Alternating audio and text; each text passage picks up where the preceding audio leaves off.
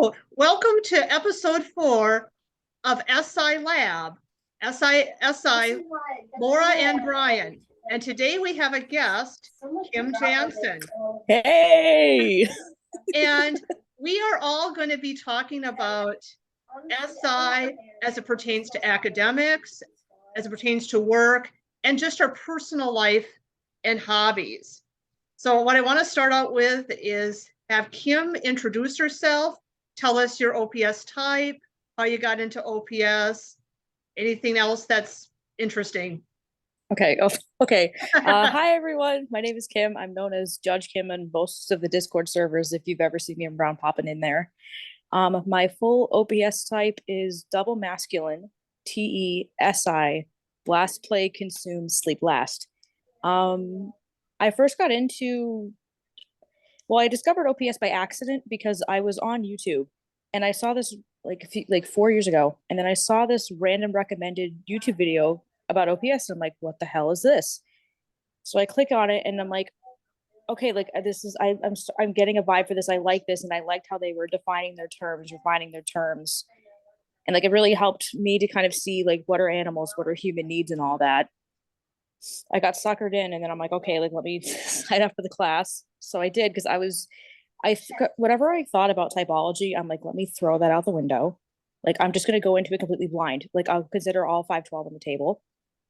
And then the more I got into it, I'm like, oh, the EJ expression about putting an oxygen mask on everyone else before yourself is not hyperbole. Like I would actually do that. Oh, I'm an EJ. Oh, I'm double masculine. I'm sleep last, and well, I thought I was TESE, play blast consume. But then I got my type back almost 4 years ago from Shan in a phone call in August. And she's like, well, you almost got your type right, but you're TESI. And I'm like, I'm an organizer. Did we watch the same thing? Like, what? Like, no, I can't be SI. I can't be SI because I'm such a mess. And that was my thing. Like, I'm such a, like, personally, I'm like, I'm such a mess. I'm so disorganized. I'm so, and then having the animals really hit home that, like, my SI single activated. So it's like, no wonder why you felt like you weren't SI, because you're not personally organized, because you're sleep last. So you're very good about trying to organize others. And I masculine blast at the top. So it's like, you're very good about organizing other people. You're very good about, okay, is this clear for all of you? Does this make sense for all of you? Is step A understood? Okay, good. We can move on to step B. If not, let me go over the same information to you. Step A. And then it's like trying to connect that to myself. It's like, what am I doing again? Where am I going? What do I want? And it's figuring out like what my type was in OP really helped, me see myself in a way that I never had before. And it was kind of refreshing too, because I thought I was an INFP in high school. And it's like, you are the very thing you were afraid of. And it's like, kind of like growing up, it's like, I was never afraid of the dark because I saw my demons and thought those were my saviors. I was never afraid of the dark. I was afraid of the light. Mm. Wow. Yeah, that's interesting. So, I mean, when you found out that you were an ESTJ, like what was going on in your mind as you were processing that? What? Like, that was just my first reaction, was like, oh, shit. Like, I'm an ESTJ. But not just an ESTJ, like a double feminine TNE. Like, I'm a double masculine ESTJ. Like, I am almost the stereotypical ESTJ. And that was something I never saw coming at the time. But after I got my type back, in the first couple of weeks, I'm like, oh, that's SI. Oh, that's SI. Oh, that's masculine SI. Oh, that's you're trying to control this, like you're trying to control the sensory here. Or okay, when I'm telling stories, it's like, I'm so much like, I did this and then this and then this, and I never realized how personal and subjective and very linear. There's something I'm going to get into later about like how science looking back of like, how did I not see I was SI? But like, it was like, wow. No, Yeah. it kind of felt like a punch to the gut at first, because I was just like, because I've read before OP, it's like learning about ESTJs, it's like they're manipulative, they're horrible, they're boring, they're this, they're that. Like people perceive them as like one of the most negative types. And so getting that back, it was kind of like at first it was like a punch to the gut of like, oh my goodness, like I don't know what people are gonna think of me. But then it was kind of like, you know what? I'm going to take this and I'm going to run with it. And I'm going to redefine what it means to be an ESTJ of like, okay, like this is an ESTJ. And I want to like show an example of like, okay, I want to fight back on that a little bit. Like everything negative, it's like, yes, I want to own that, but I want to fight back on it a little bit and show you all the things that we can do and Yeah, all the good things about our type. right. And that's great. That's a great mindset to have. Might as And well, huh? Own I it. like I like to think over the years that I've kind of helped people kind of see what ESTJs are really like, one type of an ESTJ is really like, of like, in a sense of like, I hope that over the course of nearly 4 years of getting typed, that I've kind of helped shine a light on who ESTJs really are as people. Because I like, especially in the typology communities, like I kind of view that as my job of kind of being like, everything you think you knew about an ESTJ, you're going to meet me and you're going to have your mind blown. Yeah. And you put it off real well, especially double masculine, as you said, you being shocked like you are. But you're Enneagram 8, so that's maybe a little assist to own it, right? That surprised me too. That surprised me too, believe it or not. Yeah. So what did you think you were? Anything but an 8. Well, Especially eight- growing up, I was like, I like reading all the descriptions. I'm like, oh, 8 wing 7 sound like dicks. Like, I don't want to be an 8-7. And then I got my type back. It's like, yeah, you're 8 wing 7. And I'm like, I'm double assertive. I'm double assertive. What?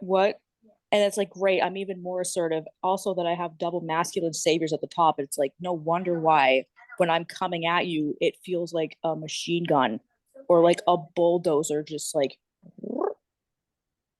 And it's one of those things, a classic example, you can't see yourself because you didn't perceive yourself that way at all until you No. expected it a lot more. No. And even now, you don't come across that way, but you're capable of it. It's like when Right. push comes to shove, it's like you can't unsee it. It's like when you see it, it's like there's no unseeing it. There's no, oh yeah, like when I get in that state, it's like I'm going to box you in and kind of be like, so let me get it, like be like, no, you did this, this. Did you not? Like, oh, I can sound like a drill sergeant in like 2 seconds. uh, Yeah, 2 the seconds. classic that means example. just boxing you in. I mean, that's just like very ST sounding, and this, you did this, that's kind of that, it's that kind of that shopping, ST blast, double masculine. Yeah, it's like I don't mean to pick on you, but I mean, yeah. High school principal, military sergeant, hard-fisted corporate executive, all those kinds of things, right? So, Right. finding out you're an ESTJ, it's not exactly a fun thing at first glance. I remember from July 2nd, 2022, 2:30 in the afternoon, boom, I got my email. SI? Yeah. Oh my God, I'm an ESTJ. That was a little bit of a dose. Yeah. And I mean, for me, I wasn't too surprised when I got my OPS type back, but that's kind of because I triangulated with a tribe beforehand. I posted a video, but I was a bit surprised by my animals, because I really thought, I'm an introvert. I think I'm play last, and I wasn't, so that was kind of for me that was kind of a surprise. Right. But before I got into OPS, I thought I was an IP, either an INTP or an INFP. And so did I.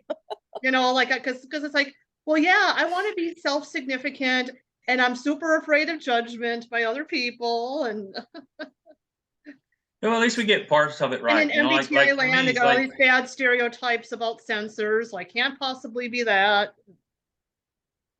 Mm-hmm. So I'm just kind of a little proud of myself that I've always known I was an EXTJ.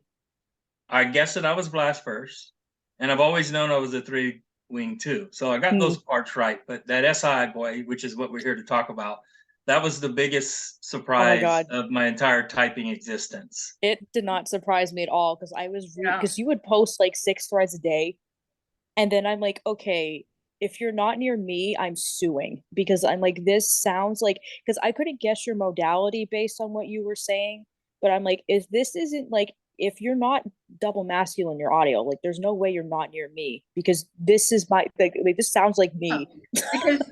Because you two are one coin away from each other. And so, I mean, yeah. Oh, I know a me when I hear one. And you think you're being so unclear too when it's like you're And it saying was so six like, different threads clearly right. asking like your And type. yeah, and it's like for me with SI Savior, it's like I can't, of course, I can't unsee it now. But once the tribe pointed out, it's like, oh yeah, of course. Yeah, now you can't. It's this. It's that whole bell curve spectrum thing, right? Mhm. Yeah, You know, that's it's one really thing, Kim, and we'll talk very ahead about, on the curve. I mean, yeah, we'll talk about careers and stuff. But Kim, yeah, you know, I'll just tell you this, you know, in the space program, there's something called a flight director, right? They're like the Judge Kim, they're at the top, right? You would have been or could be in the future if you ever chose. You could be a great flight director because Oh, thank you. several of them are exactly like you. Oh God. Except they don't have as nice a smile as you have. Most Oh, of them are thank like a little you. bit more yeah, you stern. do have a nice No, I gotta be smile. serious. I'm in charge here. Thank you. Right? You Thank lighten you. it up real well. Thank you. I try. All right. Do we want to pivot into the three segments? Yeah, let's go ahead and pivot. So we'll start by talking about SI and academics. So Kim, why don't you kind of explain about what you're doing academically? You're a student now, right? Yes, yes. Tell me what you're studying, how it kind of fits into SI and your type. So my college journey, career, like whatever you want to call it, kind of been all over the place. So I was that kid in elementary school who would change careers every 2 days. Like I wanted at one point I thought I wanted to be a firefighter, a vet, a cop. I wanted to be a rock star on the moon. Like you name it, I wanted to do it. And then funny enough, I was in senior year of high school, I was like looking at papers, like assignments I had written all throughout elementary school. And I read one from the second grade, and my teacher wrote a note in there saying she writes too linear. Wow. And I still didn't click to me like, oh, that's ST. Like that's masculine ST. That didn't click for me at all. And so most of my life, I thought I wanted to be a lawyer. I thought I wanted to go to law school. I wanted to be a lawyer. Wasn't sure what type of law. I just knew I wanted to, defend the innocent, punish the guilty, things like that. And so I was a legal studies major for 2.5 years. And then right before quarantine started, I took a step back. I'm like, hold on, is this something I really want to do? Because I took a class about trial and like you performing a trial. And I'm like, I don't know if I want to argue like this because number one, it's like I argue enough in my life. Number one. Number two, I didn't like the fact that it's like I'm only arguing half the story and I wanted to just say the truth as it is, like all sides, like that type of stuff. So I took a semester off and I was like, okay, I need to figure out like what do I want to do? Who am I? What do I want? What am I good at? And so I did that by triangulating with other people in my family. And I'm like, hey, like, what if you always see me, number one, something I've enjoyed, number two, that I'm good at? And the same three things started being repeated of architecture, engineering, chemistry, architecture, engineering, chemistry. So after the semester off, I was like, you know what? Like, I want to help people, but in more of an analytical type of way. And then I got my associate's degree in data analytics, which is taking computer science and mathematics, combine it in a course. So last year I transferred to where I'm at now and looking to get 2 bachelor's degrees, one of them in data science and the other one in chemistry with a forensic track. And then depending on where I want to go with that, either immediately working in a chemistry lab or going straight into getting a master's or PhD in chemistry with a concentration in forensic toxicology, because I want to be a forensic toxicologist. I still want to get answers for people. I still want to fight for people. And I also want to get innocent people out of jail due to either coerced testimony or planted evidence. But I won't be accused of only telling half the story or working for somebody or being paid off by somebody. I'm not doing this for the interests of whoever else, I'm doing this to get to the bottom of it. I'm doing it to get to the truth of something, because this is where the FI comes in of like, there are certain situations in my life I have never gotten closure for, things I will never get closure for. But if I can help somebody else get closure for something, no matter how gritty the details are, I would rather have somebody sleep at night knowing the answers than opposed to being wide awake saying what could have happened, what if this, what if that. I don't want somebody to have like the what if thing. But the career path I'm going right now, it's like SI is essential for what you do, especially in a chem lab, because you're working with chemicals that could be flammable, could be corrosive, so it could burn your skin. It could be toxic. It could be radioactive, so you don't want to develop like poisoning and things like that. So it's like you have to be very precise with what you measure down to like a millimeter, or you using like a micropipette, which is like measures out like 1,000th of a milliliter. And like you have to be some things you have to be very particular and precise with what you measure. Because if you're not accurate, it's like you either mess up an experiment or you accidentally blow yourself up. Like, there you go. That's a great example. Yeah, especially the masculine SI, the precision. Yeah, well, I never thought of it this way, but it's pretty obvious, right? But chemistry, organization of molecules, and you better get that right, or you're going to get the wrong right. formulation. It takes something, because I almost like viewed it as like, think of math kind of like a hierarchy where you have macro, which is math itself. It's the laws of the universe. You go a level below that, and that's physics, and it explains why the laws operate the way they do. And then you have chemistry, which is even smaller than that, which explains how the why works. So it explains how the whys and the laws of mathematics work the way they do. And it looks at things at the smallest possible level that something can be looked at. And that's it. You have to go really, really detailed, really, really micro, which I kind of like. I like taking something that's massive and just dissecting the hell out of it. Yeah. Like I like taking something and like picking it apart like very meticulously. Yeah. And I think also when you mentioned too about like getting the forensic evidence, I mean, that's kind of all about ST proof, especially SI, and just wanting the closure, I think, and not wanting to think about all the what ifs, so Right. that's that. Like if I demon find you right there. like if I find you guilty, it's not because I think you're guilty personally. It's not because someone told me, hey, plant this in. No, that's your DNA on there. And it only has a 1 in 3 billion possibility of being somebody else. Now that's you. No, I sampled your piece of your hair, which has the follicle attached at the root attached. So that's your hair. Very cut and That's dry. your blood. That's your blood type. Yeah. Eyewitnesses says they saw somebody with your description fleeing the scene. Like, you don't have an alibi for that period of time. So it's like things like that, or it's like, oh, only this specific tool could have been used by somebody with your type of expertise. Yeah, it's funny you mentioned the field of law. I mentioned, flight director, which I think you would fit in well with. And you're talking about chemistry, and you're getting down to the granular components and being objective with the data as well, right? So those all have that same common denominator, so to speak. It makes you a real good fit for it. I'm curious about just school in general in SI. How do you think you would describe the benefits, and maybe if there's not a benefit, maybe a something on the backside? At least for me, it's like, well, it depends on what you're talking about with school. I say socially, I struggled at times just because like it can be kind of SF, like the popularity thing or the social game or like the he said she said type of stuff I never understood. Like when people would tell me things of like, oh, this person thinks this about you. I'm like, why can't they just tell me directly? Why can't they just tell me? Like, why do I have to find out from you this? Or like, oh, well, this person is wondering this about this person. I'm like, then why don't they ask them? Like why does everybody else have to know what you think about other people before the other person finds out? Like I never, like that's the stuff I never understood. I never like that, but academics, it's like as talkative as I am, like if you've ever been around me in like Discord servers or like just talking to me in general, I'm very outgoing, I'm very assertive, I'm very outspoken, things like that.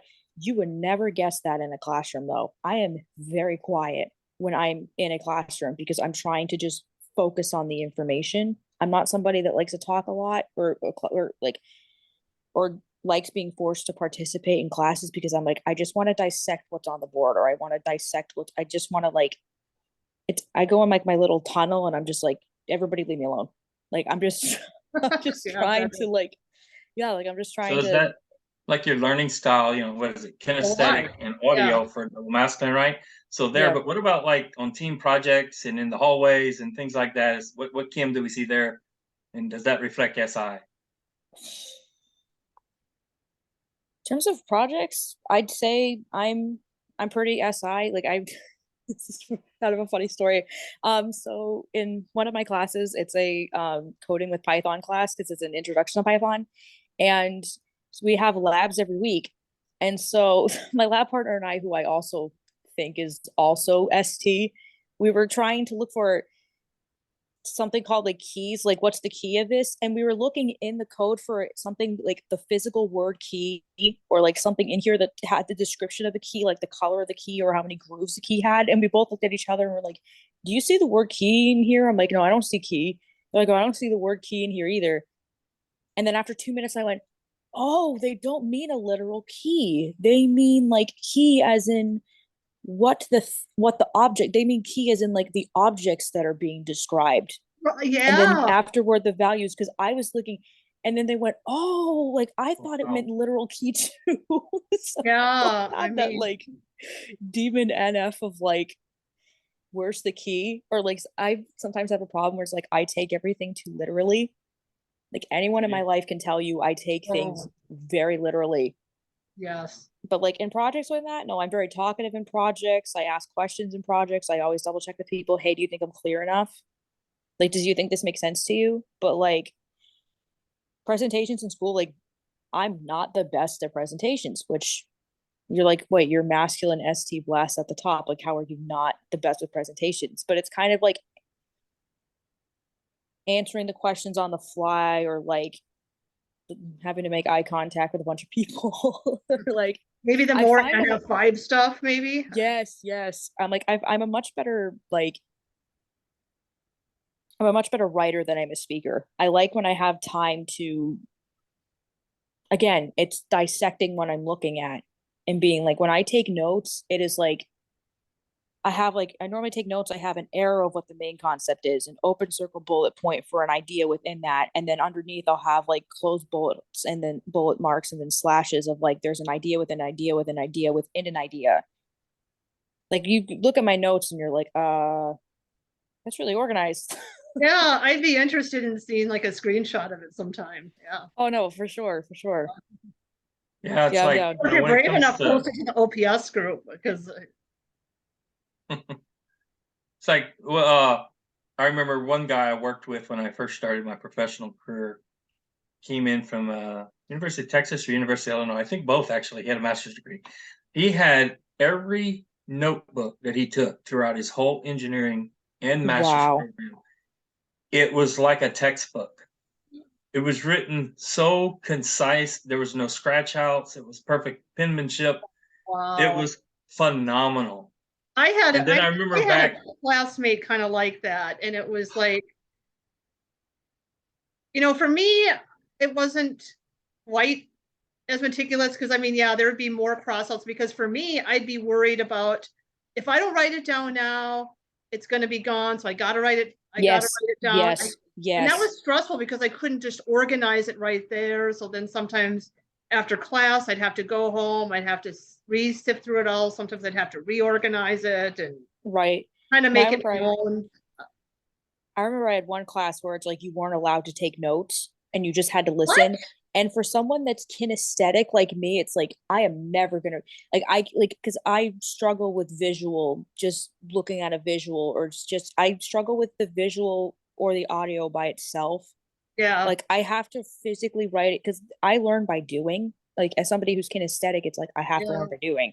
So if Yeah, I can't physically like write it down or practice the thing or like or whatnot, like I'm really gonna struggle because it's like I can't just look at the thing and be like, oh yeah, I know how to do that. Or I can't just hear the thing and be like, oh yeah, I know what you're talking about. Because I'll need both. Like I need both the visual and the audio, but I need to yeah, I'm physically kind of the do same it. here. The same here. I think, definitely have both of them together and give me a chance to physically practice it.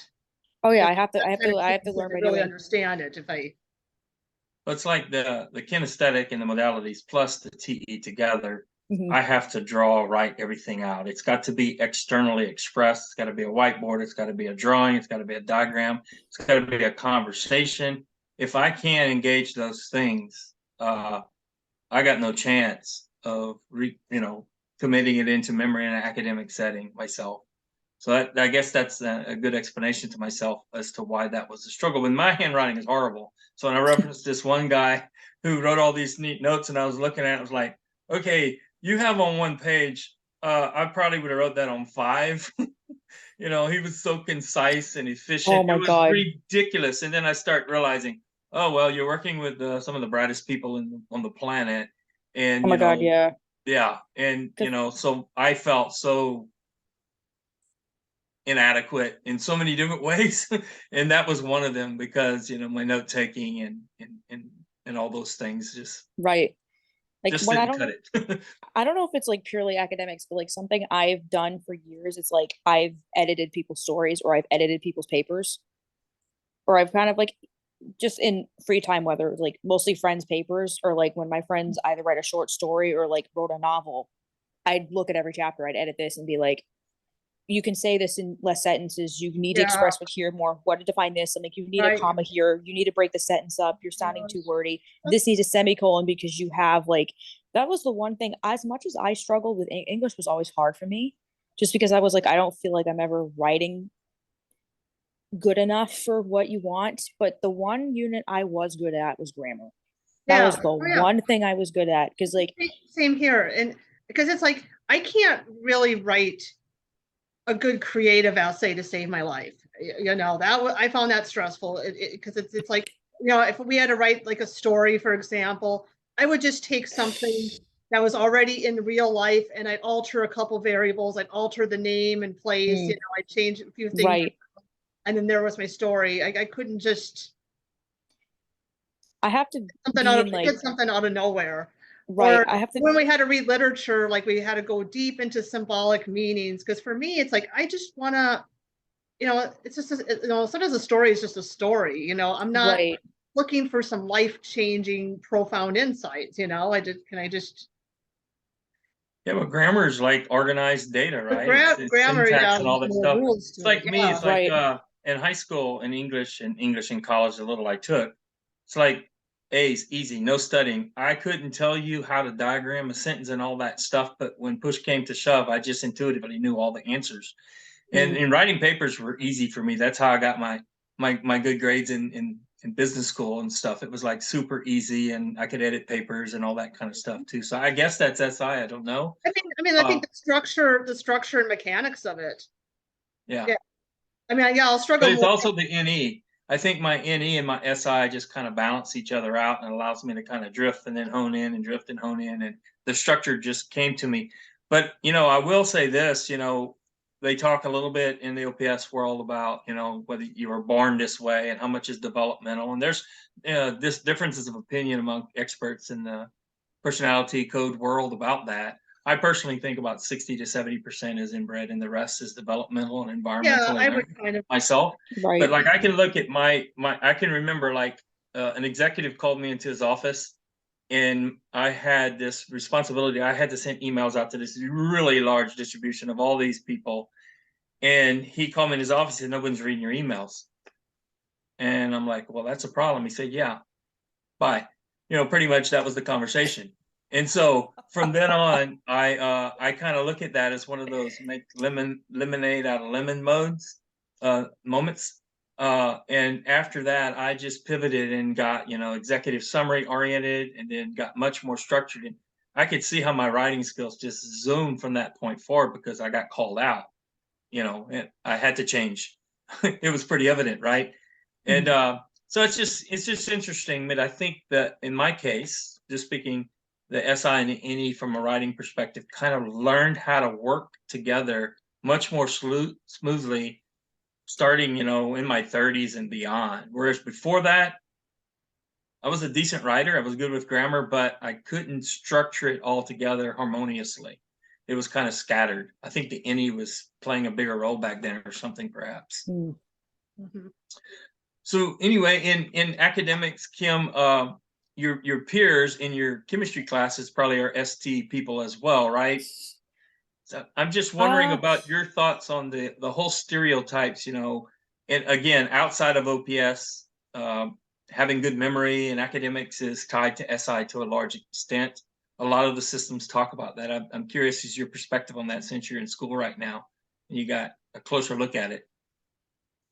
well, certain things, especially with chemistry, it's like you need to memorize formulas, you need to memorize equations, you need to know how certain things work. Like some equations you don't have to memorize, but like in terms of chemical formulas, it's like on our exams, like being a chem major, I had to memorize like different types of rules of how many oxygens were in each of the eights, depending on where you were on a periodic table, if or how many like minus charges there are. And I had to remember the structure of like -3, -4, -4, -3. No, not minuses. It's three like like 03, 04, 04, 03, and then it's -2, -3, -2, -1. And then the -3 column, it's like I think it's like phosphorus is in the same column as nitrogen, so it's like PO4 3 minus, with the exception of nitrate, which is NO3 minus. Wait, no, phosphate's in the column on the right of that. I can't see the visual of the table. I can't see the visual. But if you put the thing in front of me, I'd be able to tell you like, oh yeah, that's that. Oh yeah, that's that. Oh yeah, that's that. Or I'd be able to tell you like, oh, like a sodium chloride, like, oh, that's a ionic compound because it's sodium has a plus charge, chloride has a minus. There you go, like that. And then there's like I could tell you like, oh, that's covalent just because the net charge isn't zero, or like or whatever else. But it's You're hard. logicking it out. Yeah, it's like hard for me to kind of picture in my mind what the table looks like without having it in front of me. And I'm like, I think you're here, but I'm like, I know the general area of like, okay, you're on this side of the table or you're this side of the table, or like you're where the lanthanides and actinides are, which is like the two lower Mhm. rows in the table. So it's like, I know you're generally where you are, but it's like, I can't, like, my mind is blank right now when trying to conjure up a picture.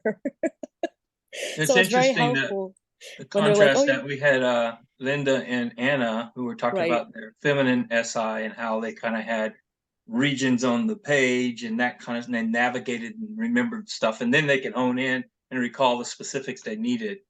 And as you're talking that, I'm trying to compare and contrast to that. How do you see yourself in comparison to that? I think it's like with me, it's like I don't see a map. There's no map. Like I'm trying to remember like specific squares of like, okay, I know you're this specific square is here, this specific square is here, this specific thing is here. And it's like I can it's like when I've seen the thing enough times in my mind, I'm like, oh, I can tell you these are all alkali metals, and I can tell you the order of the alkali metals because I can like when I write it out, because it's like I have to even when I spell, like when people ask me like, how do you spell this? I don't have the word in my head visually. I have to write it down. Even when I don't have a pen, it's like I have to write it on like a desk or my arm or something and be like vacuum. It's like VACUMM. Like I have to like write it out like because I can't picture the word in my head. Or it's like with certain things, it's like I have to kinesthetically have a physical feel for it in order for me to be like, oh yeah, I can retain that now. Like, oh yeah, that's that. Oh yeah, that's here. Oh yeah, that's here. But if you were to tell me like, okay, can you imagine what that looks like? Now my head is blank. If it's not tangible to me, it's like I have a harder time remembering it. How about you, Laura? How about me? Yeah, I, do I you guess see it at all? Because I'm kind of I think struggling with that. I think it's kind of in between. Like, like I see it, but it's kind of more impressionistic. So like when I'm spelling something, I'll still want to write it down, because then when I'm in the process of writing, then I can say, oh, that kind of looks right or doesn't look right. I think I can see it probably better than you guys are characterizing the way you see it in my mind. And I'm wondering again if that's developmental or if it's like, you know, as I kinesthetically and TE wrote it out, because I had to write everything out to study, Yeah. if that didn't form a strong visual impression in my Yeah. mind's And eye. I mean like the periodic table, now that I can kind of, now that I can picture in my mind. But I remember that, you know, my chemistry teacher kind of emphasized, okay, you know, you need to know the structure. You need to know what's in which row and column and what it's for. So it was stressed in my mind to kind of remember it. And I think I know, and I think I just found it interesting enough to memorize it. Because yeah, I mean, I'm kind of hit or miss with the visuals. Like, you know, like some visuals I'll remember pretty well, you know, like if, you know, they're interesting or whatever. But then sometimes there'll be visuals that are right in front of me, and it's like I don't know, even notice it's there. It's like I'm just seeing through it. So Really? Okay. Interesting. I guess I'm a little different on that one. I kind of, you know, I thought I was FF at first, you know, okay. before I learned the modality. So and the reason why is because I can see visually in my mind quite a bit, but I have agreed that I'm more MF, and it's pretty obvious at this point. It's just maybe I'm just wondering if a lot of that structural work that I did, because everything I did had so much structure to it, if that didn't imprint it in my mind's eye and develop that capacity, or Yeah. Well, not because sure. I thought it was like more visual than auditory, because maybe I equated visual like, well, I have to write things down to remember them. If somebody's just talking, I'm like, okay, what are you saying? I don't know how much of that is more of an intentional thing, because, you know, being consumed last and True. yeah. I mean, I don't know, but I don't know if the modalities are hold 100% of the time, because I still think fundamentally, you know, the MF is kind of where you're more shovey on, you know, function wise. That's kind of what. Laura, would you mind talking about your academics a little bit? And I'm Oh, sure. particularly interested in on, like, if somebody's listening, you know, like again, the stereotype SI, oh, you can memorize well, you know, ISTJ and ISFJs, they got the leg up in the world, right? How do you see it in SI in terms of the leverage that it gave you, if any, in your academic experience? Well, sure. Well, I mean, in my early school years, you know, especially in elementary and in part of middle school, I mean, I kind of relied most on memory, and I think maybe I went too far with memory, and sometimes I wasn't seeing the larger picture or concept, because I could memorize well enough, and it wasn't that difficult for me. I was always like I had lists of spelling words to know, and it's like, why is this so hard for people? Why is it so hard to memorize times tables? For me, it was just kind of like effortless, you know. And and then I also like took things very literally sometimes on assignments too, for better or for worse, like or like if there were like number of pages or something, or number of words that an essay had to be, like I would literally count the words to make sure I met that requirement. Okay, it's a 500 word essay. Oh, I'm only at 495. I got to write another sentence, you know. I mean, that's so seriously. And it's like due dates on assignments. I was super rigid on due dates. I thought they're basically fixed and non-negotiable, and I always wondered how other people were so casual about it, like they expected. And you know, and I was a teacher. I taught introductory chemistry in community college for a couple of years, and some people they just didn't. It's like they didn't take the deadline seriously, or and for me, it was just so yeah, I was kind of rigid about that. And I think as I got older, I kind of realized, you know, that, you know, I have, you know, I kind of trained myself to focus more on the larger concepts and the bigger picture. And I kind of started to question myself more. Okay, yes, I know this fact, but why am I learning this? You know, how does this fit in the whole scheme of things? And Yeah, so pretty classic, pretty close to protocol or stereotype, should I say? You know, memory came fairly easy to you. Well, that's kind of the stereotype.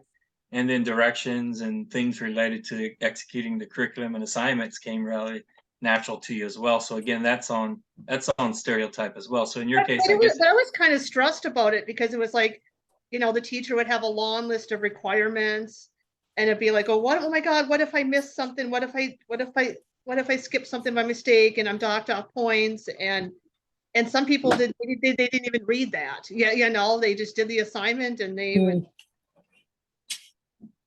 or it's yeah, like, it's interesting. yeah. That's so fascinating, like hearing you being like, because the thing is like I struggled with spelling. Like I was that kid in fifth grade. I did worse at the end of the year spelling than the beginning of the spelling. I couldn't understand because the thing is because I would struggle because my sister was a far better speller than me, far better speller. That even like so me, her, and her boyfriend were like in the car, and he was randomly like, "Okay, how do you spell this town name?" And she's like spelling it out, and we're both like, "How did you do that?" She's like, "Oh, it's easy. You just sound the word out."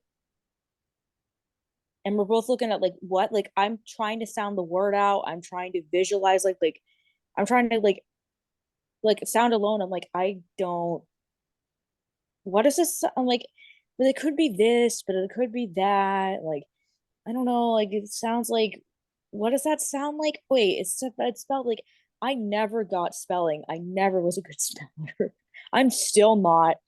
I still have a hard time spelling things where it's like, how do you not know how to spell that? I'm like, I know I'm reviewing the same information like 50 times, still hasn't clicked. Still hasn't clicked that that's the pattern of how you're supposed to spell things. Yeah, it's interesting. I type on this thing mostly. Almost everything you see is Yes. this thumb is doing 100% of the typing, right? So I make typos and I make And I errors and wonder stuff. too, like how much of it depends on like what kind of schooling or education you got. Because I feel like students nowadays versus when I went into the school, I don't know if spelling, like having to spell things right is so much emphasized because it's kind of seems like teachers are focused more on, you know, creativity or Right. just making your essay well structured, and the actual spelling of the words isn't so important. But whereas I was in school and writing an essay, yeah, you wanted it to flow nicely, you wanted it structured, but the nuts and bolts of spelling and grammar also mattered. So Right. Yeah, for in my case, like spelling came real if you easy. made too many I errors, you know, you know, you might lose points, you know, your grade might get lowered. So I mean that, you have to pay attention, huh? yeah. Well, my mother was very my mother never went to college, but she was basically a grammarian type. So she Mm. always stressed to me and my sisters, you know, you enunciate your words, spell correctly. If you're gonna go anywhere in the world, you have to learn how to speak it. And I'm gonna get a little Cajun here for a while. I'm from South Louisiana, and most of my friends they talk like this, and which there's nothing wrong with that, right? But my mom was really one to emphasize, you know, spell correctly, emphasize. So I guess the SI in me really adapted to that, and maybe the Mhm. modalities too, because I had a learning center once, and we taught how to blend, segment, and do audio processing type things to folks who were struggling with grammar and spelling and anything linguistic oriented. And I could see the MF modality really helping me to sound it out, like you're saying, Kim. It's very instinctively and natural for me to Mhm. take a word that I've never seen before and then just blend it and segment it and smooth it out in my mind's eye through my audio processing unit. And then it just comes out. So I surprise myself sometimes where I could spell some words that I've never heard before and just get That's it right right. just by instinct. Mhm. So I guess that's my SI and my MF combining, along Yeah, with my mom. it I could give be her credit. because I can do that too to some degree. I'll see a word that I've never seen before, and then somehow I spell it right, or or very close. But to be fair, I'll also say, I mean, I did have good phonics training, you know, early in my school years, and I don't know if everybody gets that now. I know don't know. I know I did. I know I did. I remember I had specific phonics books up until 6th grade. And where it's like sound the word out and I'm like, I don't hear it. Like how am I supposed to sound something up if I don't hear it first? Like how do I know I'm pronouncing it right if I don't have anything to reference it Yeah. to? Yeah. And I was a little slow sometimes because I have to articulate in my mind's ear, right, Right. to sound it out. So that slowed me down sometimes, I think, as well. But Are you it's hearing it? Are you kind of like saying it to yourself kind of and hearing it in your mind?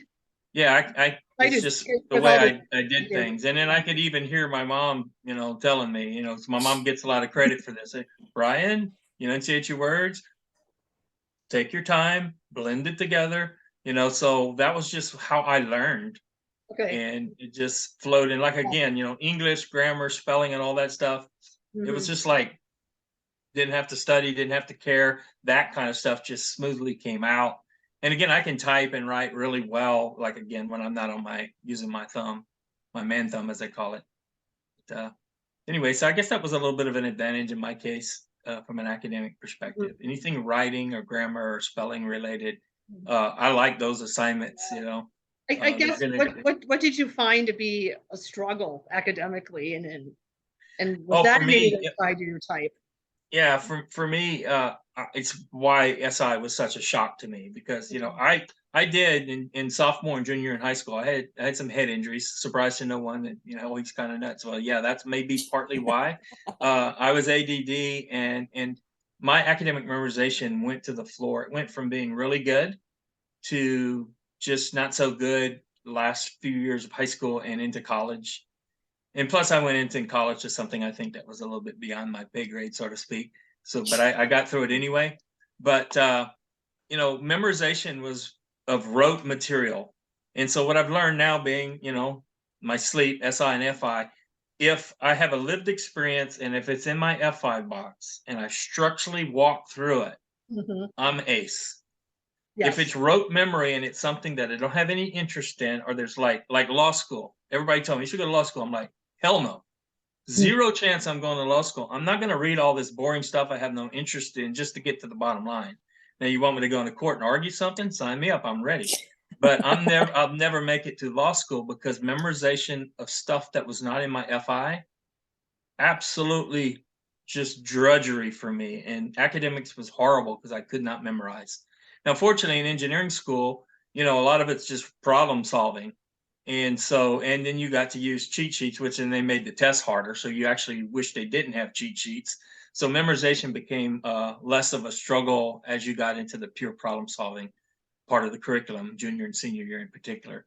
And so I started finding my groove again in that capacity. But yeah, SI, I hated the concept of being SI savior. Absolutely despised it So because I. I blamed the hardest season of my life, which I actually talked on my shave tape on, academics in high school and through college and even into my first few years in the space program on my inability to memorize compared to my peers. But then here's what I've reflected on since then. Like I mentioned about the one gentleman I sat by who had these 4.0 from University of Illinois master's degree in aerospace engineering. Okay. Well, that's who I'm comparing myself to. I was comparing myself to some of the smartest people on the planet. And I was like way worse than them in the areas of comparison. And But if so you were Right. to I'm compare, bad at SI, or right? it's like an app, like just the general population, you'd probably still be on the far, side of the, It depends, above so average. like, yeah, if it comes to rote memorization of things I'm not keenly interested in, I will still do pretty poorly. Although I've shaken off some of those head injuries and dug in. And when I from undergrad to grad school, undergrad couldn't sniff honors. Grad school, I got honors, right? And so it was business.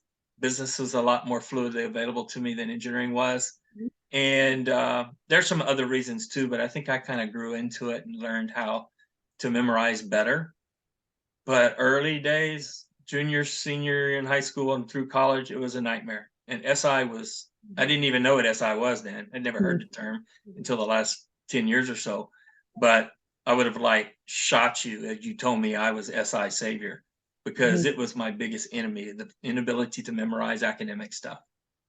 And so that's why I was asking you guys about your performance in that capacity and your perspective relative to the stereotype of SI saviors. Ooh, school's going to come easy for you, right? I was like, and I I'll wouldn't shoot say, you. yeah, I mean, because I mean, for me, I think for the most part, it wasn't that difficult, but I mean, it was still definitely easier if it was in my box, you know. I think what I often found is that I would cram things in for tests, but then right after the test, it would be gone, you know, if I didn't use it again or if I didn't keep practicing it.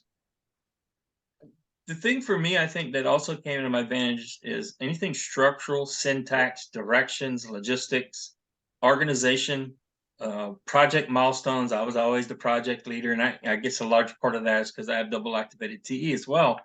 But like everybody would always ask me in the executive MBA program, hey, Bertrand, when's this due? And they'd know I'd be able to tell them it's due Thursday by 10 o'clock. Right. And I just knew that. So anything like that I took very serious in my FI box, because when I was in graduate school, I'm going to make honors. I'm trying to redeem myself from my horrible undergrad GPA. And so it was in my FI box, plus it was business, and it was, like I said, more fluidly available to me. But so I think the SI part of organizing projects and dates and anything logistical, it was a big asset for me in that context.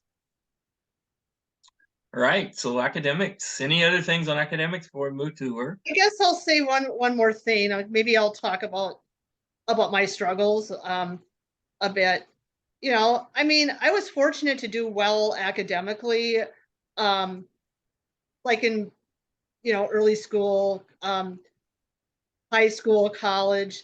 I think where I really struggled most was when I went to graduate school, and I also went into chemistry, and um, and I went to grad school, and I just remember for the first time in my life that I really struggled academically, because grad school, the setup was so different than what I was used to.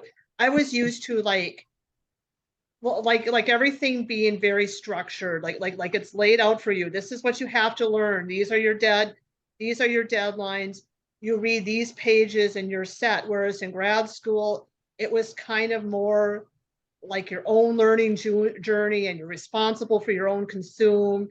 And it may not always be right here in this manual. You might have to go out to other places to find stuff.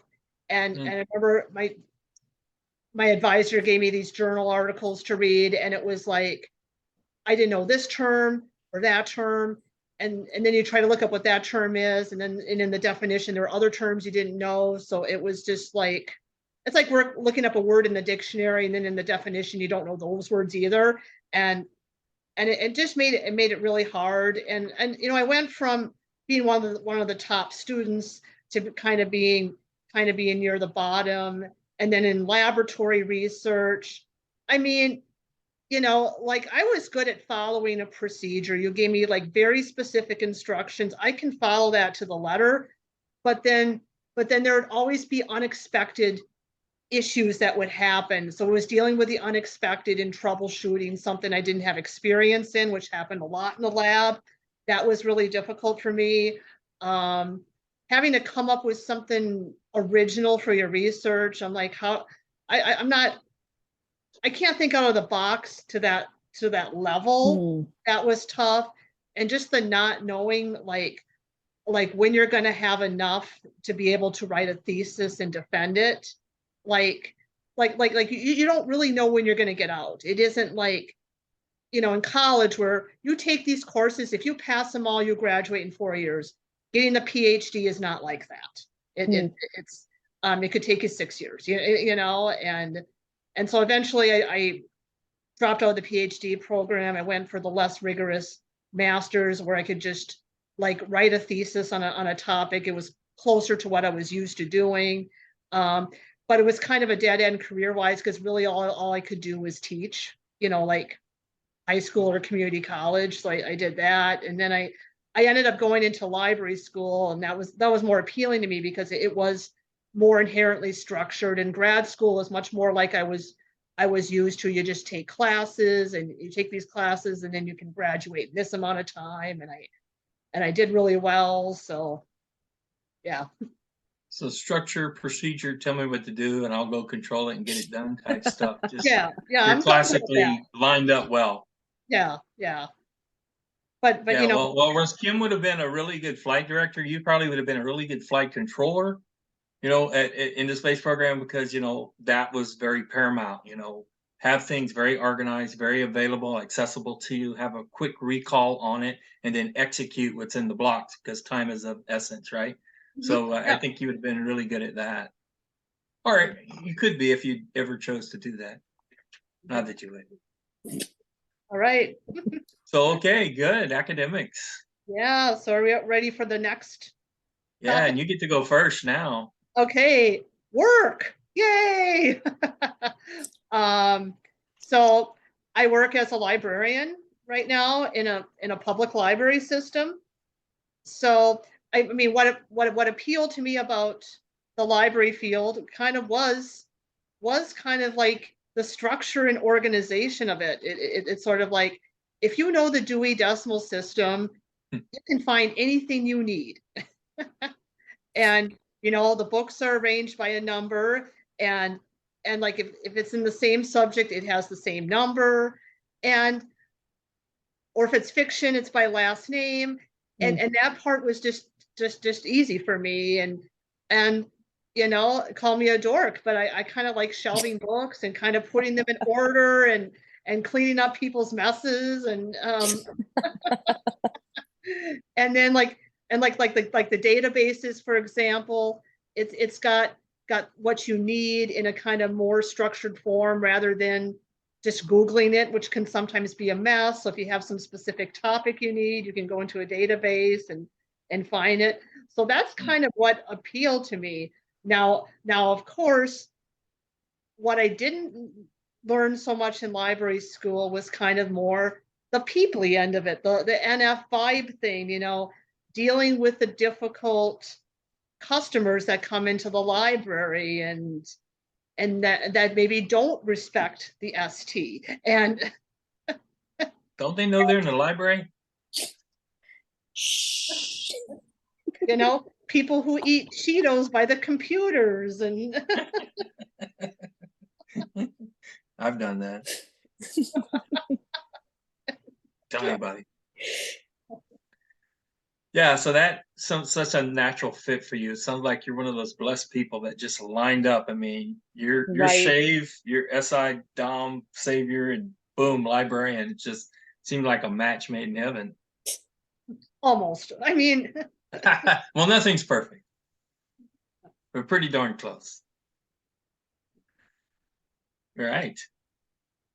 Kim, you want to go next? Because you wanted to go last on the last topic. So I'm letting you go second here. Okay. Well, I'm not working at a job currently, but I know at the end of last semester, so chemistry, there's the stockroom, which is where all the chemistry supplies and whatnot. I was offered a job there.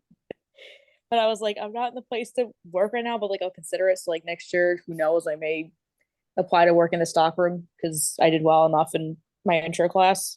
So that'd be fun to kind of have a job on campus and like it'd be involved with what I do. But before I transferred to where I am now, or like when I'm not here, I'm working at a clothing store it'll be coming up on 2 years in May. And when I first got there, I was a brand rep. Within a month, I was interviewed for a managerial position, became a manager after 5 weeks, was a manager for 14 months. And what I really love about it is like I had to pick up things very quickly, which no problem with. That's one of the things I got a highlight on for my first review was like, you learn fast, because I work very fast, very furious of like, because I want to learn as much about it as possible. So I'm like, okay, I've never done this before, teach me this. I've never done this before, teach me this. Or It's like when I notice one of my other coworkers having a hard time, maybe they're dealing with a particularly difficult customer, I'll kind of give them an elbow of like, hey, do you need to take 5 minutes and like relax in the back? Or like, hey, do you understand what's happening going on here? And they're like, no, I don't understand. I'm like, do you want to trade with me? Because I notice you're getting stressed out. Like, you take the easier one, I'll handle this. Because it's like, I'm not, if someone tries to intimidate me, I'm like, oh no, I'm not afraid. Like, I'll explain to you in the ST store policy, and if you want to get mad at me about it, I'm not the one that makes it. If you're pissed off, call corporate. Don't take it out on me. Like, I don't make I'm not like I am not the rules in this case. I for this one instance only, I am not the rules. I don't make them. I'm just there to kind of enforce it. So, and that's something I really loved doing is some of the associates I've referred to as my children. So just kind of a natural leadership, and I called you a flight director, a director, judge, all those things. So Oh how yeah. are you seeing the SI working in the department store role and as in terms of your excellence in it versus the TE doing a lot of that? I'm trying to think of like, because it's definitely more the TE definitely more comes out in the SI in that, but I've learned SI in the sense of there's different procedures for when you open the store versus when you close the store, depending on what day you open the store, and like different types of time management. So if you only Mhm. know if it's a Friday or Saturday and you have to come in at 9 and the store opens at 10, it's like, okay, maybe we spend like a few minutes opening the registers, like shit from stores can wait, and then maybe like spend some time on cleaning, but whatever cleaning doesn't get done, like especially like generalizing vacuuming and cleaning the mirrors, but then do a very deep clean on Sundays because we have 2 hours we can do that for until things are open. So it's like I've had to learn how to not only manage my time, but managing the time of other people and kind of making like a schedule, like a zoning grid to kind of place where people are going to be, and depending on who's in and who's out, being like, okay, you're very good, you're very personable, put you in the front of the store, making sure customers are greeted and so no one tries to boost or steal our items, or you are very good at working with the register and you're very personable and talkative, you're on register, or like, okay, we need somebody in the back rooms that are folding and whatnot, or we're going to put you over here, or oh, we have a lot of back stock right now, so organize one or two people to be in the stock room for a day, and it, like, okay, depending on how long you work here, trying to coordinate like who takes a break when, who's gone, who hasn't gone, things like that. I noticed it pick up more, but it's I learned how to kind of navigate that pretty quickly. Funny enough, I found this out when I worked there Black Friday. It was funny enough because I wanted to work Black Friday anyway, and it was somebody's first shift, believe it or not, but they only worked 4 hours because it was the first shift. Like they wouldn't want to get thrown on. So my store manager had me train them on the back register for 2 hours. So they're like, okay, yeah, you're going to be training this person for 2 hours, like explaining everything, which is kind of like, oh, cool, I get to blast. Like I get to explain. And then I found out from my store manager too that if I had stayed where I was, the district manager was thinking about making me a temporary AM. So I would have been second in command, only having worked in retail for less than a year and a half. I could definitely see that.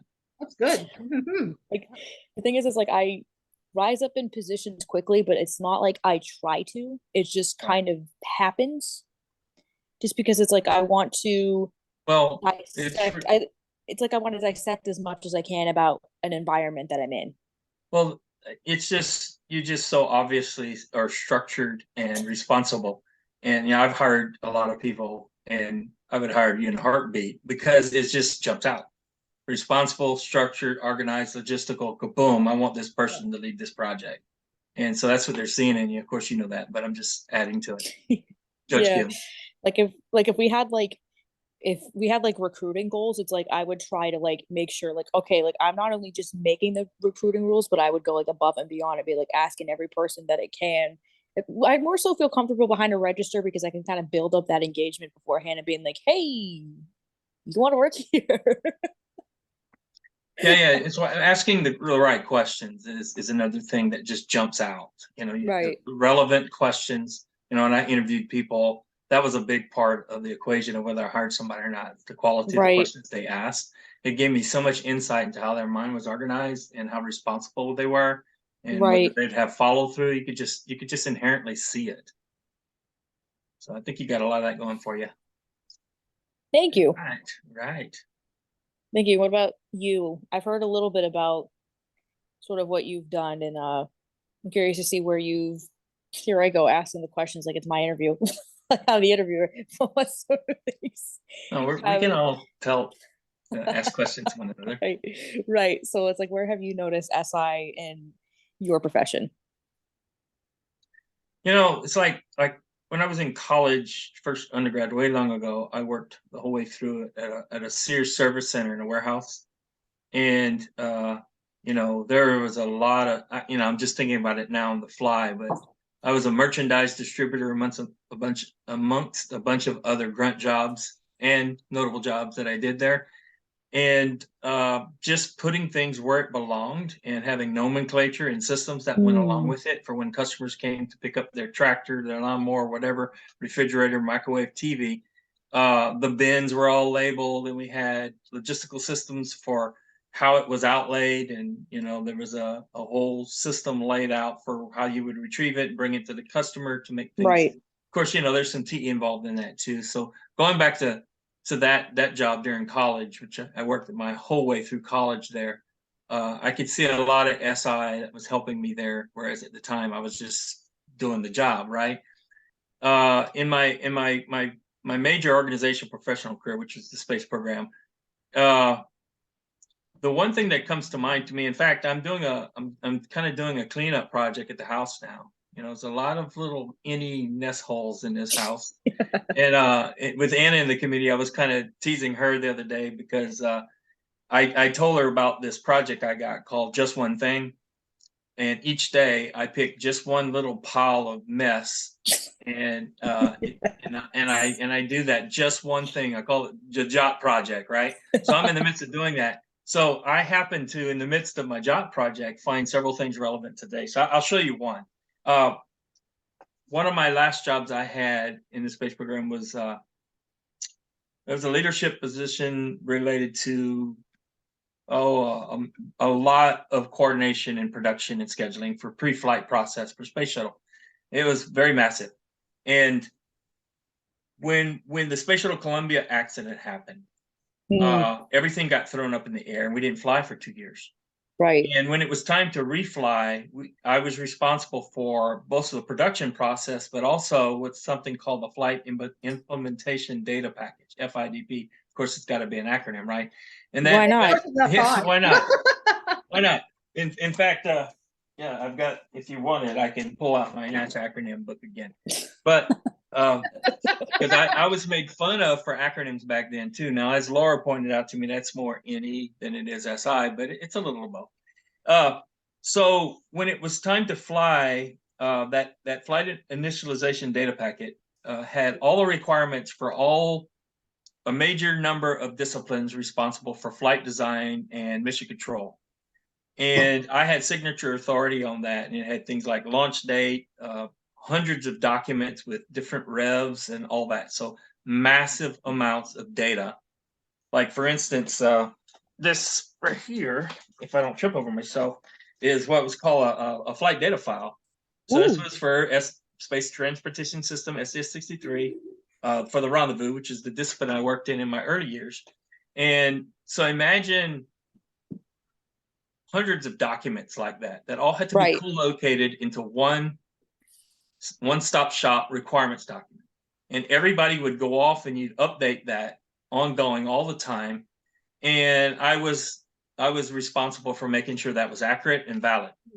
So when the Space Shuttle Columbia accident happened, one of the stories I tell is, obvious tragic, right? We lost 7 astronauts. And everything was up in the air, and the schedules were up in the air. I wasn't in charge of the schedule, so that's a lot of SI up in the air. The production process, who does what, that's all up in the air. How are we going to keep people busy? And then when we finally started getting techniques and figuring out the technical problems where safety was managed as well as you can for something like that, and we're going to return to flight, we had to do kind of a one of a kind type of flight initialization data package, and I call it the RAPS, another acronym. Requirements Analysis Production Status, or RAPS. So this is the spreadsheet that me and my team developed, and it's pretty extensive, many pages, and it is something that I look back on now, and this was back, early 2000s, and wow, it's pretty impressive. And my team, which I had tons of SI people on my team, who were polling people, and what we had to do was we had to create a new version of that, essentially. Right. So just tremendous amounts of data that had to be highly organized in a very efficient way, and I had to do a roll call each week, effectively hundreds of disciplines, really dozens of major disciplines, and get everybody to say red, green, or yellow status, which was on the end here. And then the job was I was marching it and managing this, and we had to get all those to the green status, and so we can report for return to flight. So that's something that really stuck out to me that I just happened to run across yesterday during one of these little just one thing organization projects that I stumbled across. And that's to me SI, which at the time, again, I wasn't calling it SI. No, we never did. That's a very good example. Yeah, so it was extremely substantial and highly relevant to being able to get everybody's signatures for return to flight. Then we resumed flight 2 years later and kept going, and then we went back to the standard flight initialization data package signature process. And there was a generic, and then there was a flight specific, and both of them were always being updated. So I had, bless her heart, she's no longer with us, a lady named Pam, who was phenomenally organized, SI on steroids plus some, and then a little bit more. Do you happen to know her OPS type? I mean, no, she has passed since then, but she was just such a tremendous blessing on the team. Of course, I was kind of the leader, so I got a lot of credit of it. But I made sure that people know, hey, Pam's doing this, Tom's doing this. I mean, probably everybody on my team was SI savior, and we needed every bit of it to pull it all together into getting back on the road to flight. So just procedures, things that are syntax-wise efficient, just SI on steroids everywhere. It was just, you couldn't get away from it. SI, I mean, if you need SI for academics, you definitely needed it at least as much in that job. Oh, I imagine in something like that, you would need to have precise measurement, especially with exactly, especially like if you're going to fly people into space. I mean, you got to make sure that you have the right speed, you have the right numbers, the right calculations. Otherwise, Yeah, and wow, it's really a pinch me type of thing to reflect back on it and to see that. I designed this template. Now, Pam built it for me in the spreadsheet and updated it. And we'd have to each week, I think it was like on Tuesday, we'd send out an email, update your section. Are you in compliance? Are you using this version of the requirements document? What's the status of your sub project? Is it red, green, or yellow? If it's not, what's your action plan? When are you going to have it finished? I mean, it's just massive amounts of data tracking. And it's all centralized into one hop, and everybody's looking our direction to say, okay, are we on schedule for return to flight? And if this document didn't get dispositioned leading up to flight readiness review, we don't get there. So it's really, again, a pinch me moment where just the massive amounts of data. And it just surprises me we were able to do it, actually. But it's all those SI people. And then it's another reason why I didn't think I had SI. Again, it's about the curve, right? And where you're at in the spectrum. It's like, I mean compared to those folks, I was nothing. To people that just have SI on steroids and yeah, masculine. It's not a maxed out, whatever it is, maxed out SI, masculine. And I had a whole team of people supporting me on this one project. So those are the things that come to mind for me that really I didn't know it at the time, but now looking back on it, oh yeah, I had a lot of SI in my own right, because organized wise, I was very organized with data. I instinctively knew when the shuttle had the disaster and everybody was throwing their hands up in the air. What are we going to do? How are we going to keep people busy? When are we going to return to flight? I knew it was going to be a couple of years. There was a lot of people, you know, acting like, oh, we're going to just slip this flight, this flight, this flight. And that's the other thing, you know, we had to keep track of all the space shuttle flights. And sometimes you were planning as many as 10 or 12 simultaneously for different launch dates. Yeah. And coordinating with all the space station, which they had all their own requirements documents. And I had those folks on my team as well. And then tying at the hip and coordinating all the paperwork with the Russians and the Japanese, if they were involved in it, and all the principal investigators and scientists that were participating in the science on all these missions, and they were all knocking on the door saying, hey, when are we going to return to flight? It was just massive amounts of SI and TE in reflection. Yeah. Wow. That's a great story. Yeah. Great example there. Yeah. Yeah. So those are my work examples. Mm-hmm. Well, fun. I'd love for you to down the line release something called a BBOA, Brian's Book of Acronyms. Yes. I would love Well, to. okay, so just this, okay, I'm a little tan. I probably look like a crawfish. I just came from a crawfish ball, and I tan very easily. And so, look at me, here I am, a crawfish. But I was talking to a gal named Kelly at this crawfish ball, just phenomenal. She was one of the favorite people I've ever worked with. Just a supreme leader, nicest girl next door type person that you'd ever want to meet, brilliant, all that stuff, right? And I was talking to her about some acronyms and some sayings at NASA. And so you say that you would like to see my book of acronyms. There was a guy named Chuck Shaw, flight director, a very colorful former Air Force guy.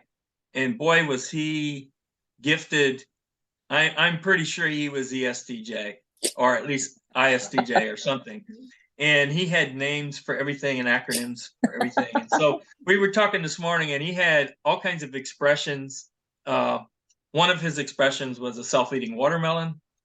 And yeah, basically and we knew what he meant when he said it some kind of way. It was like in everyday something context, like self-eating watermelon. I mean, self-eating watermelon to him basically was a phrase that said that you're eating into your own benefit by you know, kind of like recursively doing something, and you're going backwards. It's a self-eating watermelon. So in the context he used it, everybody knew it. But way back, there was a flight called STS-37, the Gamma Ray Observatory, and he was the lead flight director for that flight. And Chuck had so many acronyms and so many sayings that somebody created a mock version of a flight data file with nothing but his acronyms in it. And I'd love to get a copy of it because it was so hilarious. One of the most colorful people ever. He's told me some stories. I'd love to know if they were all true or not. I think they are. So I don't have my own version, but I was kind of famous like him in my little local areas for coming up with acronyms. In fact, my most famous one was called, my nickname's Bert. It was called the Bert, because Bertrand, the first 4 letters, it stood for the Bertrand Enhanced Rendezvous Transition. So I did have a lot of acronyms, and I was told by a flight director, quit being cute, come up with a more valid acronym. So I did, and that's what they flew on 37 flights, and it was called the Twice Orbital Rate R bar to V bar approach, or TORVA. So instead of my acronym being in all the flight data files and being, say, a lever go for Bert and all this stuff on space, we said TORVA, which is a lot more accurate, but it was boring. So I don't have my own acronym book, but some people claim that I probably could have. So, again, now SI and NE. That's basically what I was doing all the time. I didn't know it at the time, but now I can see it very clearly. Yeah. I think it's time to do a fishbowl. Oh, the fishbowl. Yeah. Okay. Well, here it is. All right. Oh, Kim, you were going to ask a question if I pulled that ball, I think. Yes, I was. Okay. Since we're on the subject of it, okay. So if your life was a book genre, what would it be and why? Oh boy. Life was okay. A book genre? Something about world travel and exploration and meeting people. So like cultural anthropology type of travel fiction or travel story, something like that. In fact, I have a notebook. When I went on my trip around the world, I kind of dedicated it to people. And he Tangata is a Maori tribe in New Zealand expression for it is people, and it's to answer the question, what's the most important thing in the world? And so he Tangata was like a working title for my journal. So that would be my answer, I guess. My genre, travel biography. Like, what's his name? Bill Bryson. He does a lot of those types of books. Travel biographies, yeah. Yeah. All right, Laura, how about you? I think it would be a how-to manual. I know, or a cookbook with recipes, of course. Awesome. I love that. I love that. What kind of cooking do you like to do? I actually don't. I was just giving that as an example. I actually don't. I actually don't really cook that much. I try to. I love consume less. Seriously, minimize it. You know, it's kind of like my cooking is like seriously like I take a lean cuisine, pop it in the microwave. Or sometimes I'll eat stuff that doesn't require cooking, like, you know, like fruit or something or nuts, you know, because you don't have to cook it. I mean, right. I know it's just it's lazy. Well, you could do like you could coordinate it and assimilate all the information from cooks, like, you know, there's like the fireman's cookbook and things like that in some municipalities. So maybe you could do that. You could be the master coordinator of it. Yeah, there you go. Cool. Kim, we're looking at you. Oh, I know. if I and I am really anxious to hear this. I feel like I'd be a mix between a mystery book and a sci-fi. Science fiction and mystery, combine that in a book, just because like science fiction, we'll get into this more when it talks about our interest. I'm a massive nerd. It's nerd, dork, geek, whatever you want to call it. I'm a pretty nerdy person. I've always liked science fiction, and so there's certain things of experiences that happen in my life. You're like, did that really happen? Was that real?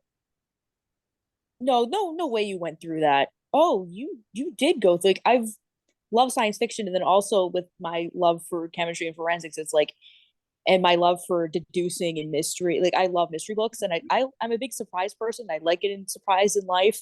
So I feel like in my life, if you were to write my life in a book, it would be science fiction and mystery, because you'd be constantly, every page you'd be like, what? Where did that come from? Huh? That happened? Like, super detailed, and then like, oh, there's a plot twist. Or no, we're going over here now. Like a book that constantly keeps you guessing, and then by the end, you're gonna have more questions than answers. That's me as a book. Probably a lot of NE involved in that, huh? I sound like a lot of NE. That'd be cool. Okay. Have you ever thought seriously about writing something like that? Maybe it could involve forensics in space and some kind of, I don't know, I don't want to say assault, but some kind of crime. Right. I've never thought about writing a book. I've always edited. One of my friends published a book a few years ago, and like I was like not responsible, but it's like I wanted to help edit his book, and anytime he sends me like a short story of his to read or a novel that he's writing, I'm always the one that's like, I've always been more of an editor than a writer, but I wouldn't mind taking a stab at writing. I'd be curious to see what that would even look like. Now I'm trying to like, now you got me thinking. That's about us. Like, stop with the Eddie. We're issuing the challenge. Of course, you've got some other priorities like, you know, school, right, life, right. Speaking of, so I guess if we're wrapping up the work part, or we all answered that question of our genre. Get into hobbies. Yeah, hobbies. So I'm going to go first because Kim wants to go last. So Laura, that means you go second. Right. Amongst filling things out, and I talked about somebody at the Crawfish Bowl about this as well, as it turns out, because he had went with us on this trip. This is something I found, which I had been looking for, which is, I think, classic TENSI. This is a cue card, a laminated cue card for, in 2008, there's a group of guys, most of us worked in a space program, we're scattered across the country, and we meet in Alabama every year in April and go golfing. And each year they'd have what's called a trail boss. So in 2008, I was the trail boss. So I really took it in and I coordinated who wanted to play with who and all that kind of stuff. And coordinated all these tee times and the foursomes that went along from Tuesday all the way through Sunday for our trip. And so there's a lot of organized data that went into this. So I made it really nice and convenient for everybody, laminated it and punched a hole in it, and everybody had on their golf bag. So in terms of hobbies, that's one of the first things that comes to mind for me. The other thing is, I don't know how well this will show up, but I made a mention of the fact that I did to travel around the world. And this is my my famous spreadsheet. Wow. That covers the 48 days, and some stuff in the bottom's blacked out. That's the places I stayed and addresses of people around the world. Mm-hmm. And so you could see I was made fun of for this, but you know, it saved my butt. You know why? Is what I didn't know is some countries require you to have physical paperwork to prove you're leaving their country before they'll let you into it. Oh. And so when you're going on a 48-day trip, northern, southern hemisphere, That's 5 different than like continents. that's different than like a passport, right? Well, I had a lot of electronic email, paperwork for my flights, and I had some handwritten notes. And I think it was Kuala Lumpur, I'm not sure, but they let me get by without having my paperwork because I couldn't pull it up on my phone, on my email. And I was like at risk of not being able to go into the country because I couldn't prove that I was leaving the country. But I was able to show them this spreadsheet and it saved my butt. So, I mean, it's like currency types of electricity, that all the times around the world relative to Houston's time, average temperature, all kinds of stuff. So it's pretty ridiculous. It's so beautiful. You make me want to cry. So that's the most ridiculous TESI thing I've ever done. That's right. Okay. So that's a hobby of mine, is traveling and the golf thing. I don't play golf anymore. I haven't played golf in quite some time, but when I found this, I was like, and while I'm doing that cleanup project, I'm like, oh my God, finally I found my nice little laminated perfect cue card. And it was so cool because everybody's like, didn't have to have paperwork and carrying who's playing with who and all that stuff. It was on their golf bag right there, all SI'd for them. Mm-hmm. And TE'd. All right, so Kim's going last, so Laura, that means Okay, so you. I will go next. Well, obviously, you know, typology systems and OPS. You know, one thing that I'm doing, I mean, is, you know, making that big directory of objective personality links and yes, and you know, kind of updating it and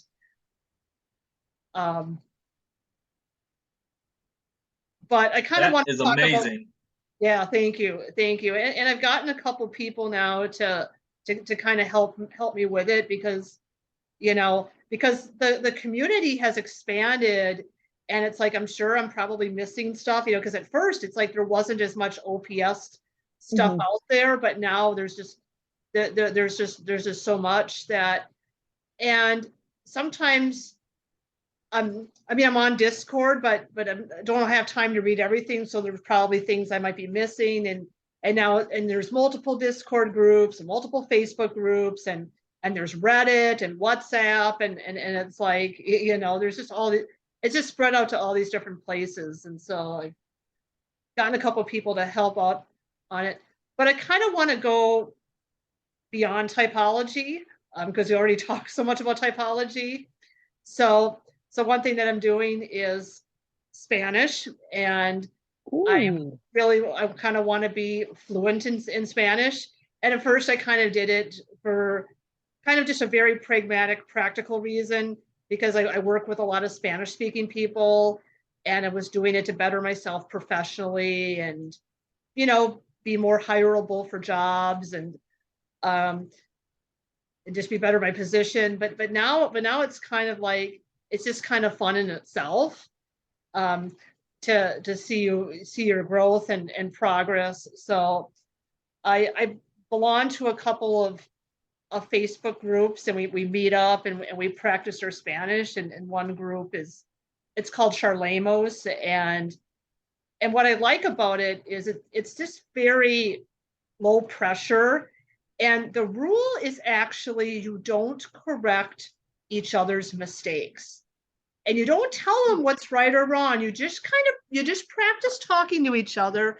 And then you're responsible for writing down on paper, like when you have a question, and then it's your responsibility to look up the word or phrase. So it's kind of a practice for my demon consume as well, because it's kind of making me, consume it on my own. And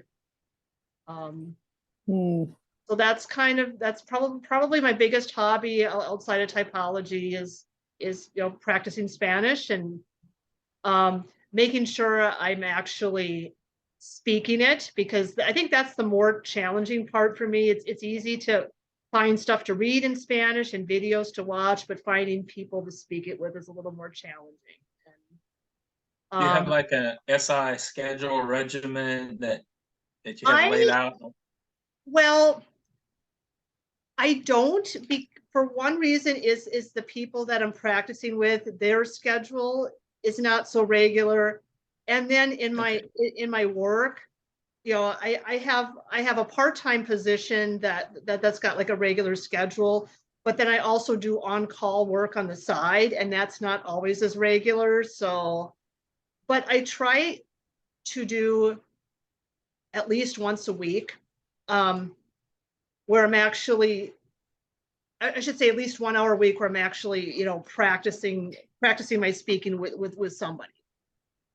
So, and That's then at fun. least 15 minutes a day watching videos. And then I also have like my flashcards that I make, and they're like in different kinds of categories and subcategories. And I kind of practice going through the flashcards. So that's what I'm doing. And then the other thing is I was also going to say traveling. I would love to be able to travel more. I don't get to do it as much as I would like to, but last summer I did get to go to Yellowstone and Glacier National Parks, and I have a souvenir that I want to show you. So this is a Lego set from Yellowstone. It's one that you assemble yourself, and it's got like 400 and some pieces, and they're pretty tiny pieces, so it's pretty intricate.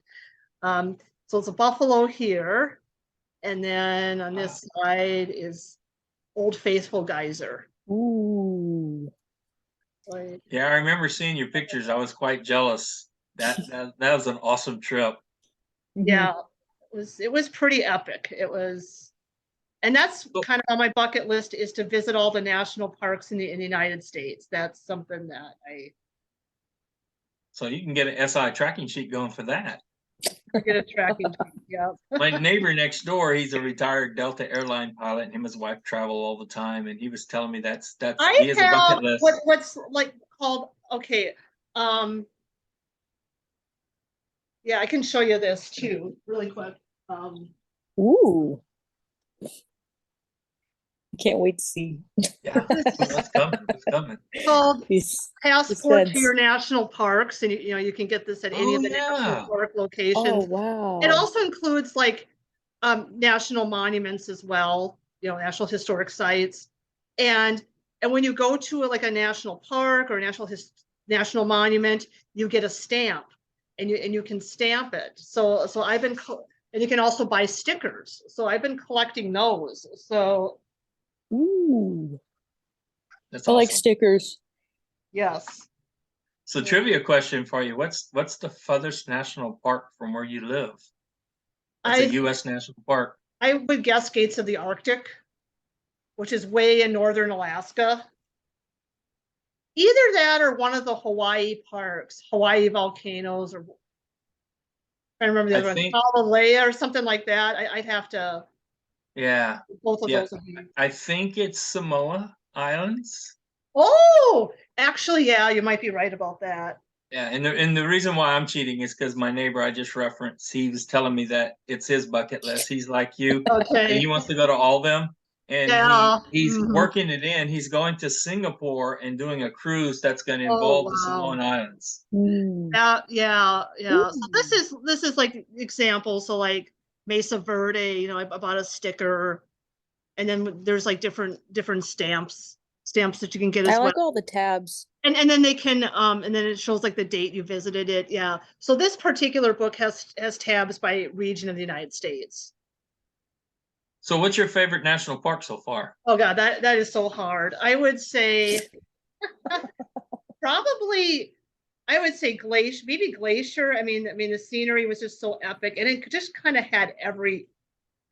It had waterfalls, it had mountains, it had forests, but either that or Yellowstone. Yeah, Yellowstone's prismatic, got all those amazing, huh? geysers and geothermal formations, and you just don't see that anywhere else.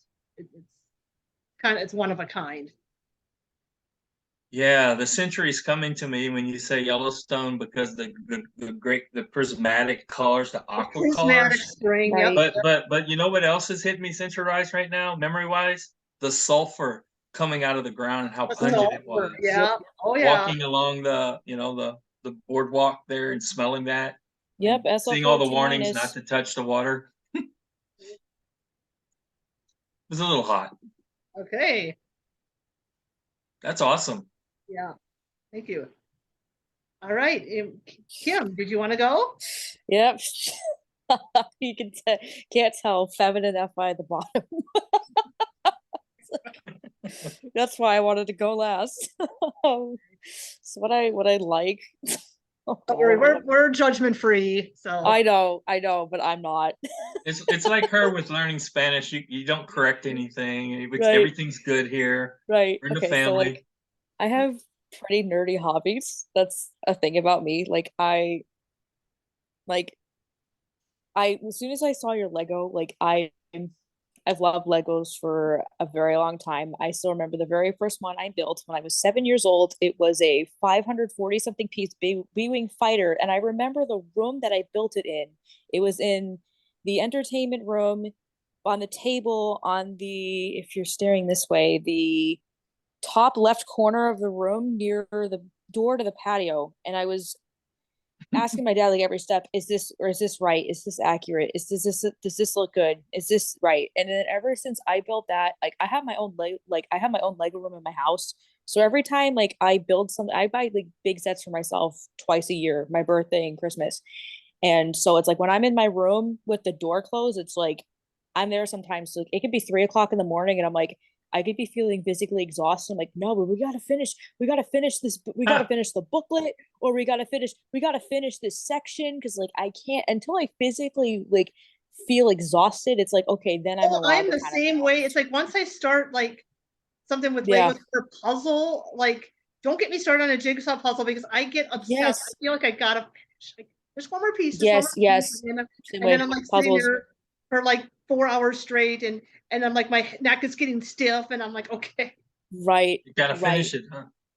right. And then like another thing I really love was like RPG style games. Like I've been playing D&D for Dungeons and Dragons for a few years now, and then kind of figuring out like okay, like what's kind of my play style with that, and like I really like taking on another character, trying to like tap into that, and Yeah, I what love kind my what friends kinds have of characters do you usually play? Do you play characters that are kind of similar to yourself, or do you like to play characters I that are like like to very different in like personality and I skills? like to mix it up a little bit. I played a rogue before. My first character ever was a paladin. I've played a barbar. I've played a couple barbarians. I've tried a cleric.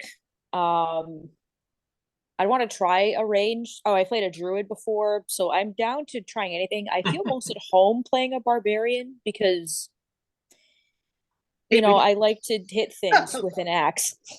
So, like, Double maskman. yeah, that's like, and raging and whatnot. So it's like but I like playing with my friends and kind of having our character dynamics kind of feed off each other, and kind of coordinating if you're in conversations, like kind of asking yourself, like, okay, what would my character, not necessarily what I would do in that situation, what would my character do in that situation? Or kind of being like letting your character kind of feed off the environment, and then the sort of strategy stuff in battle, like, okay, like if you're seeing this, what would my character do in that type of situation? So that I really love. Another game I've played for a very long time is World of Warcraft. You could technically say I've played since vanilla, but I was a child when vanilla came out, and my sister and I made level 1 humans that would take the train from the human capital of Stormwind to the dwarven city of Ironforge. We would just run around as humans in the city and go exploring and swimming, like not really playing anything. But then the second expansion, Burning Crusade, is when I started to pick it up. And I still remember my first character was a Blood Elf fire mage named Nephalia, because that's when the expansion when Blood Elves came out. I wasn't the best at playing a mage, just because I should have known I was going to play a melee class when my dad kept telling me, Kim, you're standing too close. Kim, you're about to die. Kim, you're standing in the fire. You're being too close. And I'm like, okay, this is probably a cue that, you know, I should play melee. And there was one night where I was seeing my dad, I think he was healing the Black Temple raid. And I was like asking him questions like, okay, what is each role of the played? How many parties are there? How many members of each thing are, how many members of each specialization are in the dungeons? And like telling him, like, you know, like I want to one day do a raid with you, or I want to do this with you. And then when the expansion Warlords of Draenor came out, I tried a paladin, and I tried a protection paladin, which is the tanking specialization. And what a tank is, think of it as kind of like a meat shield, right? When you're in a dungeon, it's the one not necessarily doing the most damage, it's the one taking the most damage. And ever since I've tried that, I have fallen in love with it, because as a tank, it's almost like you're the de facto leader of the dungeon. Because think about it this way, you're responsible for keeping your party, and particularly the healer, alive, because other than you, the healer is the one that generates the most threat, because it's responsible for keeping everybody's health intact. So as the tank, you're not only responsible to keep everybody alive, but you have to be very strategic as to saying, okay, not only how many groups of mobs or trash or ads do you pull, what order do you kill them in? So it's like when I first started practicing tanking, I would practice with icons. So if a skull icon over an enemy would mean that's your primary target, an X is your secondary, a triangle is your third. If you had a moon, that would be if there's a moon, it means you had a mage in your party, and you tell the mage polymorph that target, which means it turns into a sheep or a frog or whatever for 1 minute, meaning it's not attackable. And you'd have to be aware of like you having a specific rotation, because if you mess up a rotation in certain fights, you're done for. Mm-hmm. And then the first raid I ever did was in Legion with my father, my sister. My sister was DPS, my dad was healer, I was tank. And in raids, there's 25 players, but there's 2 tanks.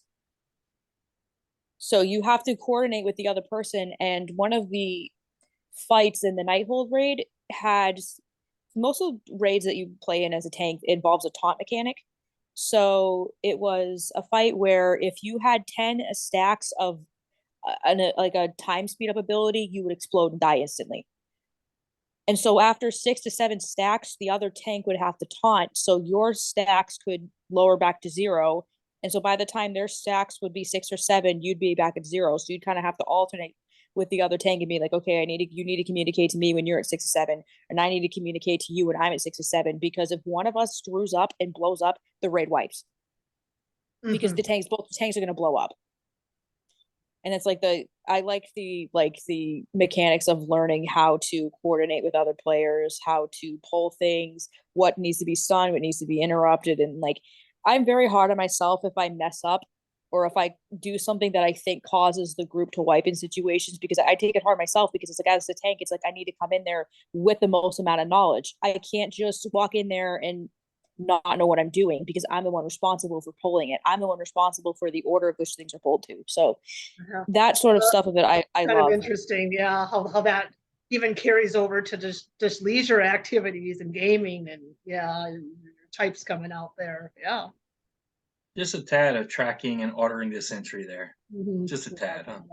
Yeah. It's quite impressive. So you dominate? Of course you do.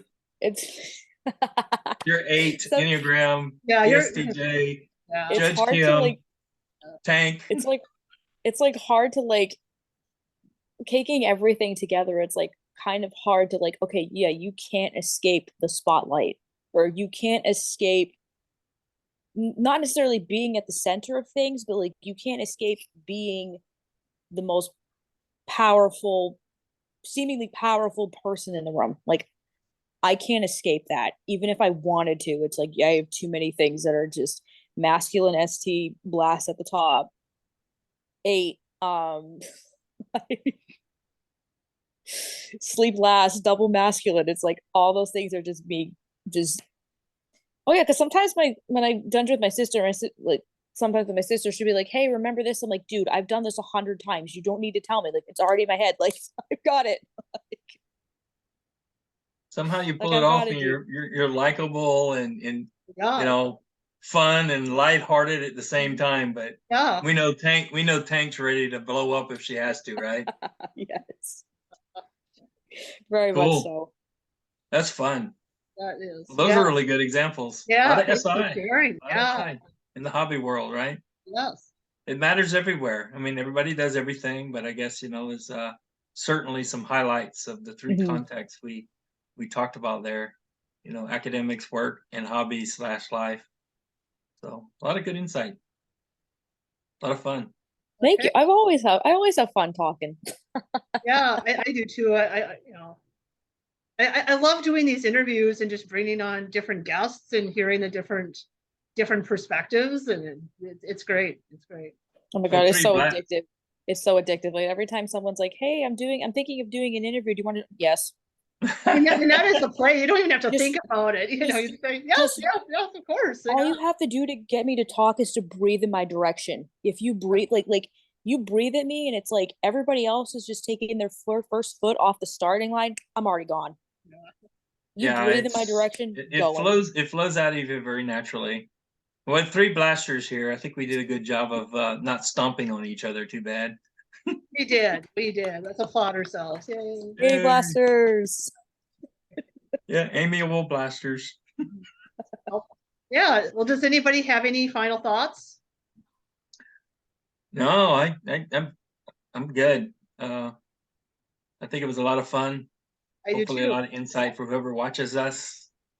Thank you for hosting us, Laura, once Oh, again. you're very And welcome. Yep. I Thank guess you. looking ahead, we're gonna the next episode's going to be Jason and Habib talking about typing and identifying SI in the typing experience. So that's something to look forward to. And Yeah. So That's so we have several exciting. other folks So lined up Jason thereafter. is TESI, and then by contrast, Habib is SCTE. So they're both STs, but one is Savior SI and one is Savior SC. So we kind of be comparing and contrasting their approaches to typing and how to be how to be a better typer. So Right. yeah, really excited for that one. And Yeah, both Jason and Habib are seasoned typers in the community, so it'll be interesting to hear their insights. yeah, typing's a difficult thing, and they both are Oh yeah. very dedicated to it. So it'll be really insightful to hear their perspectives and their experiences and their tips. Oh Mhm. yeah. Yep. So I will link my playlist for the other videos in the SI Lab series in the description. I also have a set of ISTJ panel interviews that I'm doing as well. I'll link that as well. Yeah, if you want to see more videos like this, please subscribe to my channel. And thank you very much to both of you for coming and sharing your stories and insights on SI.